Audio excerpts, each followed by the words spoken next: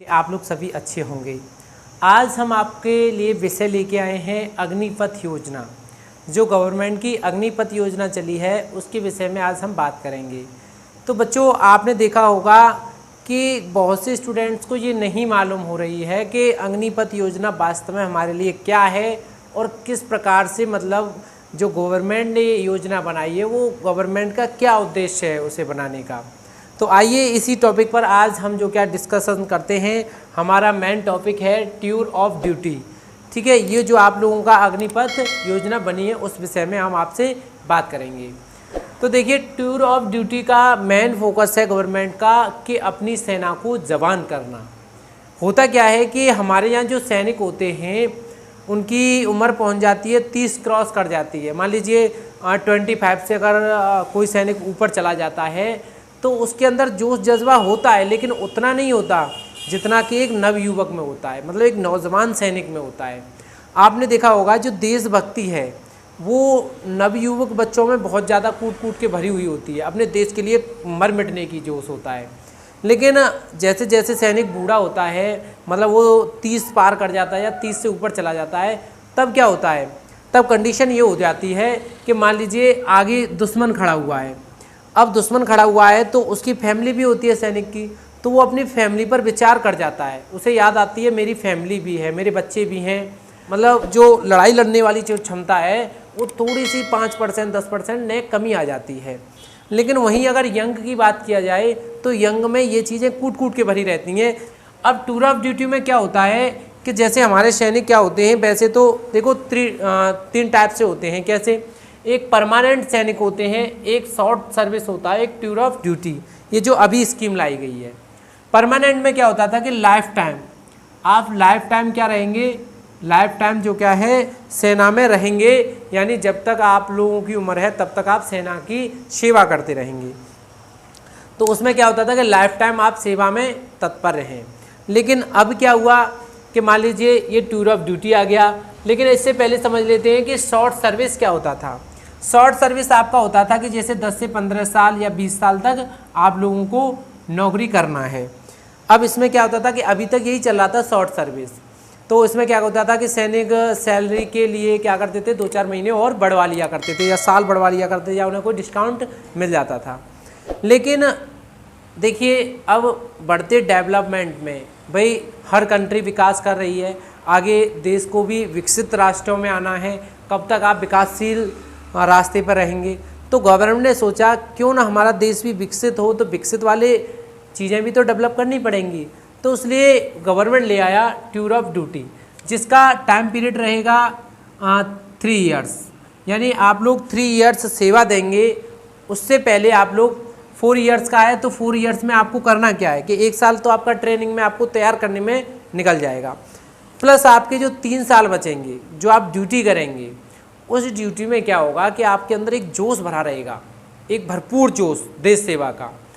अब देश सेवा का जो जोश भरा रहेगा तो आप एक अच्छी मतलब एक नया नवयुवक यानी नव जवान मिलेगा आपको, यानी सेना में क्या होगा, एक नया जोशीला सैनिक मिलेगा। अब इसे जो इंडियन आर्मी है कैसे कंडक्ट करेगी या हमारी फोर्सेज हैं कैसे कंडक्ट करेंगी। मान लीजिए कि शुरुआत में 1 लाख जो क्या है सैनिक ले लिए जाते हैं। अब 1 लाख सैनिक ले लिए गए अभी 2022 में, मान लीजिए उसमें से मान लीजिए कि आपका जो क्या हुआ कि 100 ले लिया आपने ऑफिसर्स। अब सब युवक हैं, अब होगा क्या कि इनमें इतना तजुर्बा तो नहीं होगा, तो इनके लिए साथ में वो भी लोग रहेंगे साथ में। अब होगा क्या कि अगले साल फिर ले लिए जाएंगे 1 लाख और 100 उनके साथ, तो अगले साल जो होगा वो अगले 1 लाख रिटायर हो जाएंगे जो पुराने फौजी हैं। इस प्रकार से हमारी 4 साल में क्या हो जाएगा कि 4 साल में मतलब 4 लाख सैनिक आ जाएंगे हम पे, एकदम नवयुवक।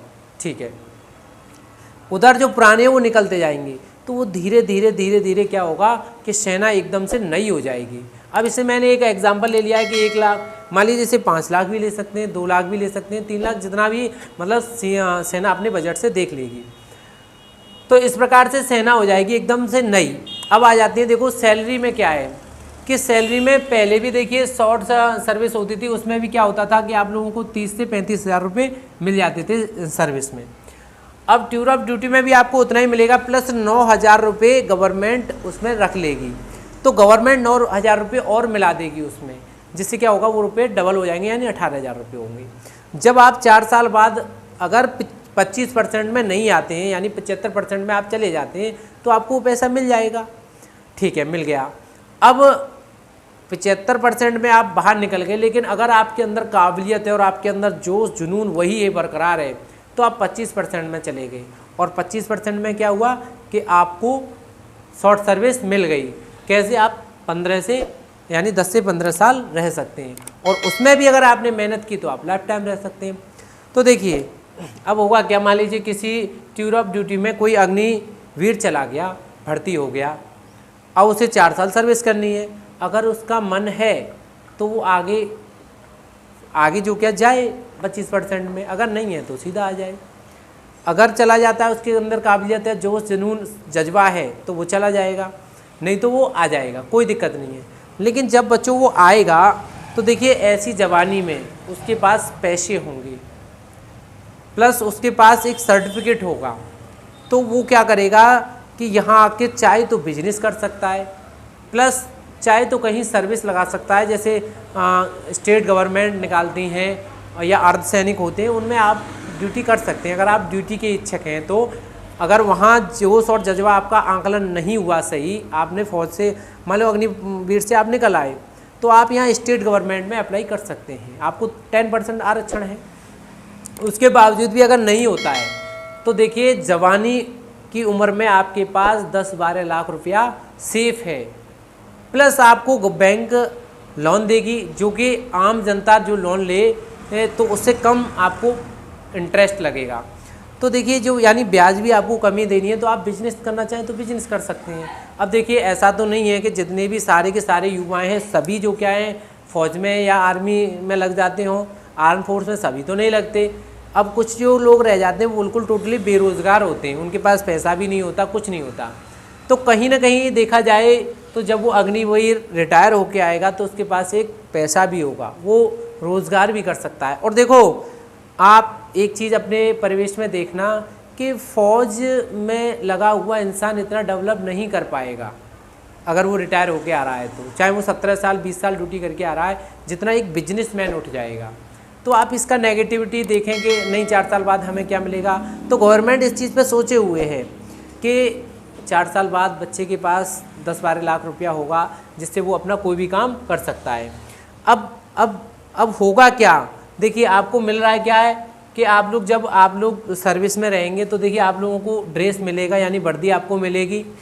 आपको क्या मिलेगा, रैंक मिलेगा। अगर आप लोग अच्छा काम करते हैं तो वहाँ रैंक भी मिलेगा आपको। अब सैलरी भी आपको मिलेगी उतनी ही जितनी आपको मिलती आई है। उसमें से ये है कि 9,000 ले लिए जाएंगे, अब भी कटता है, ऐसी बात नहीं है कि नहीं कटता हो।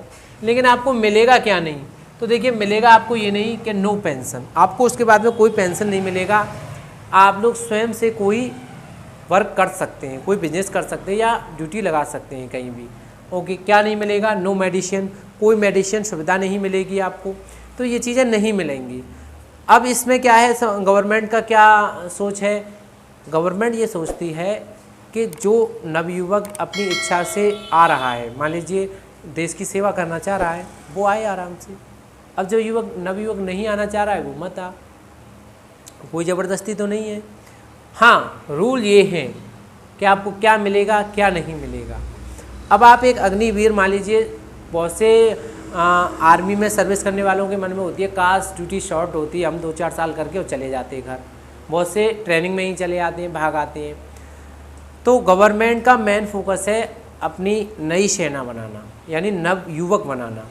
अब नव युवक में क्या होगा, नया जोश होगा, नई फुर्ती होगी, और वो इतने अच्छे तरीके से काम कर सकता है। जैसे आप मान लीजिए कोई कि आपका बड़ा भैया है, उसकी उम्र है 30-35 साल, और आपका छोटा भैया उसकी उम्र है मान लीजिए 14-15 साल। अगर वो 14-15 साल वाले से किसी काम की कहता है, वो फुट से कर देता है, एक मिनट नहीं लगने देता है। लेकिन अगर छोटा भैया बड़े से कहता है तो उसमें टाइम लग जाता है। अब सबकी बात नहीं कर रहे, कुछ में क्या होता है कि 40 से 50 तक भी एनर्जी उतनी रहती है। तो इसीलिए गवर्नमेंट क्या कर रही है कि 25% रख रही है, ऐसे लोगों को रख लेगी 25%, बाकी को निकाल देगी। तो क्यों इसमें क्या है कि एक आप लोगों के देश, हर युवक को ये मौका मिलेगा कि वो अपने देश की सेवा करे और मन से करे। यानी तब तक उसकी शादी ब्याह कुछ नहीं हुआ है, बाल बच्चे नहीं हैं, तो वो सीधी सी बात है, वो अपनी फैमिली के बारे में कम, पहले वो क्या सोचेगा, देश के बारे में सोचेगा, क्योंकि वो नवयुवक है और नवयुवक देश के बारे में सोचता है। लेकिन फैमिली हो जाने के बाद में क्या होता है कि वो फैमिली के बारे में सोचता है। तो कहीं ना कहीं गवर्नमेंट का ये प्लान है कि टूर ऑफ ड्यूटी से हमारी सेना नई हो जाएगी, प्लस हमारे पास वो सैनिक होंगे जो वास्तव में अपने अंदर देश के प्रति देश भावना का जोश रखते होंगे। तो उम्मीद है कि आप लोगों को टूर ऑफ ड्यूटी समझ में आया होगा। अगर आपके पास फिर भी कोई डाउट है तो हमें कमेंट कीजिए, कमेंट में बताइए, उसे हम डिस्कशन करेंगे आपके साथ। ठीक है, जय हिंद, जय भारत।